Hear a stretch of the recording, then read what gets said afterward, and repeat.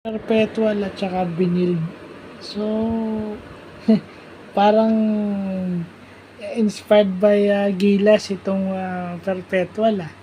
Hinabol yung lamang ng Perpetual. Pero, yun ang mahirap pagka yung mga inaasahan mo is nag-i-struggle. Buti na lang may nag-i-step up. So, yun na nga yun, di ba? Kaya nasabi ko kanina, kahit gaano kayo kagaling, pag off-night kayo, Jello Rason, off-night. Tapos meron pang mga ibang players, off-night. Pero meron namang yung mga ibang player naman ang nag-step up.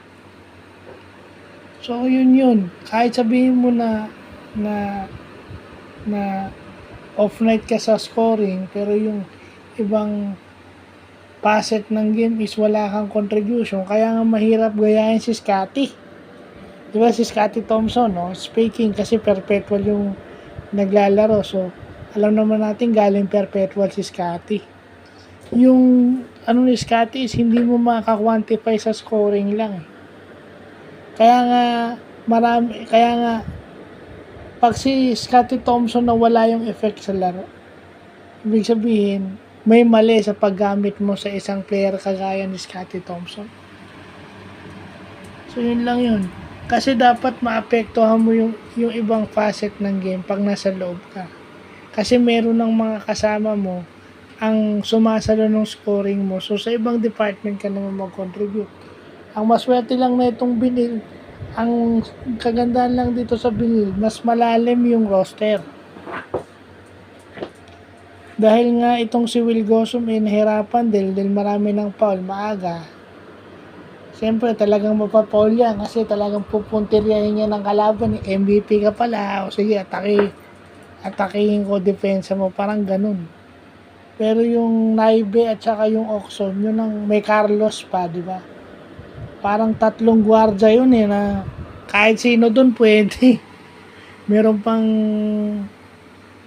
pang ano to, Big Cortisa na pagpasok sa lobby, inaasahan din. So may off the bench ka talaga, kumbaga meron kang off the bench na aasahan. Kumbaga kahit nag-struggle yung mga first stringers mo, may bubunutin talaga to si Charles Chu.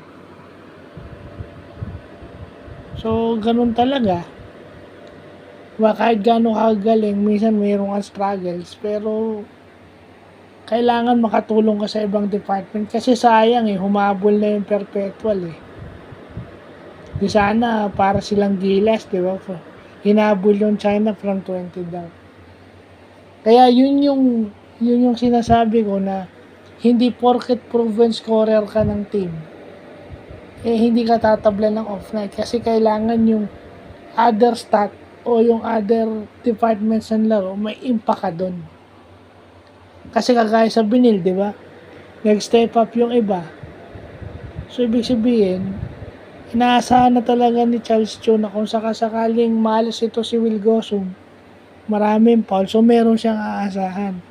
Ito kay Mike sa gigit, iilan lang yung aasahan nito. So, hindi siya pwedeng malamangan o maunahan kasi pag yun yung nangyari. Naunahan sila nung Binil dikit nung first half Pagdating ng second half, medyo sunod-sunod na yung ng Binil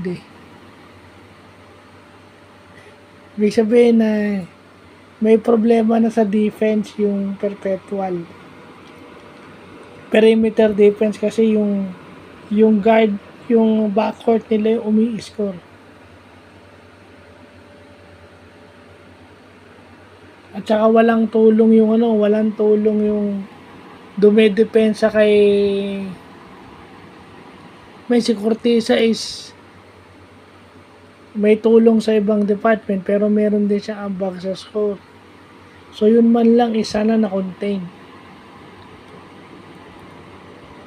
Kahit sino doon, kay Naibe, kay Carlos at saka kay Oxon, sana doon isa sa tatlong yun na-contain. Hindi yung dalawa doon sa tatlo o yung tatlong gwardiya na yun ng Binil, maganda nilalaro. So obviously kahit humabol kayo, kakapusin kayo kasi maganda nilalaro sa offense nung tatlong gwardyang nabanggit ko. So, hindi naman kasi parating dapat lagi kang playing catch up. Kasi most of the time, matatalo ka talaga pag lagi ka naghahabol. So, yun lang po.